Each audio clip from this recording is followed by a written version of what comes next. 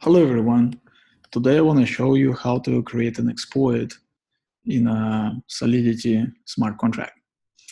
I inherited this idea from Doc Hoyte that was mentioned in a Solidity coding contest, and I really want to show you how to make it work.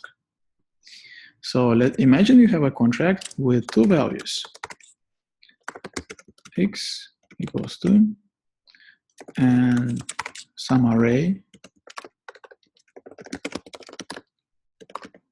which will have two values, 9 and 8. What if I told you that using this array, we will be able to access this variable and change its state? Crazy, huh? So let me show you how to do that. So let's define an empty constructor. Now we need to few functions. So let's get a function to get length.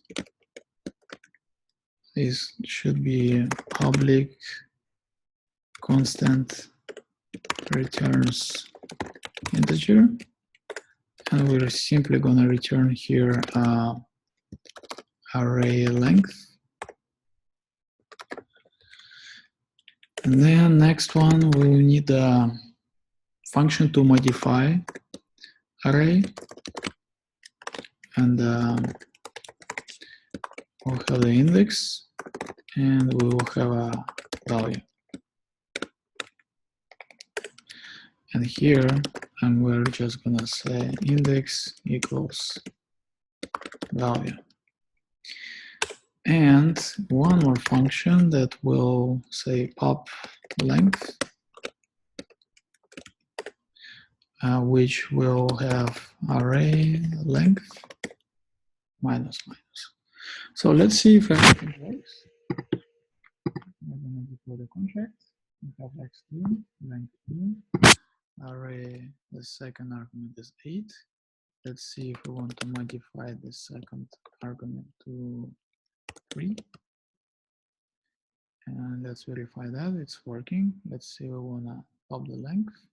The length has changed. Okay, so everything seems to be working, and I'm just gonna deploy it from scratch.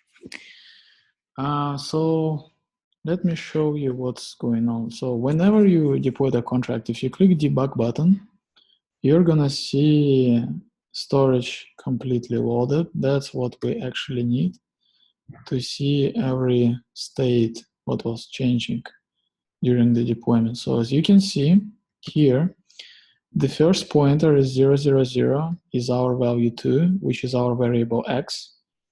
The second one is our value of 8, which is this one. But this is the actual array with a length of 2. So this is our array pointer storage. And this is our value in the array with a value of 9. So now let's exploit this contract. So we're gonna call the method pop length. So the length equals 1, and I can prove you that by running the debug function.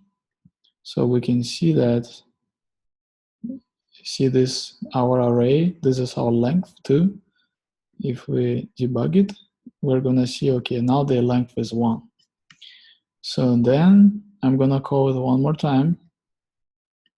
And now our length should be 0.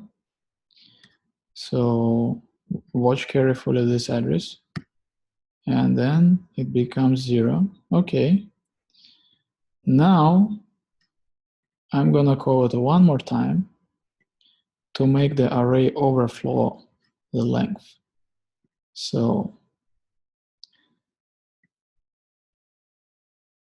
and you're gonna see that, see this, what happened? 0xFFF, that's our current length of our array. So using this value, see this crazy length that we have right now? Now we're gonna access our x variable here and change its value. So how we're gonna do that? We need a couple of things. So first of all, let's go back here and see this 001 address. We need to convert it to a storage address. The way we're going to do that, you need to call web3.sha3 if you have MetaMask loaded, and call this function web3.sha3.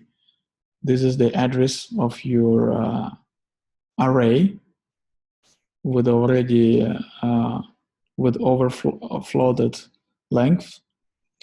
So then take this address. So our variable x is located at this address 000.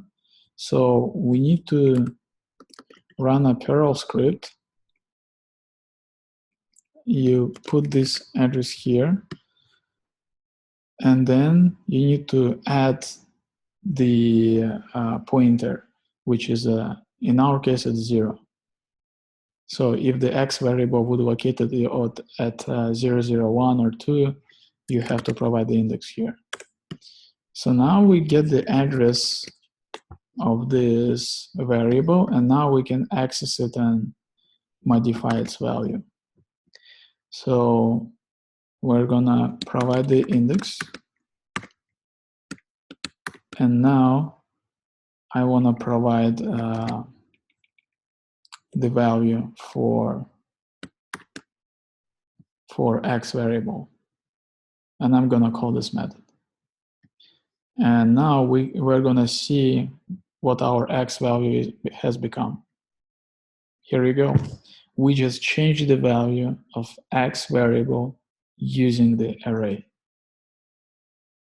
Thank you for watching.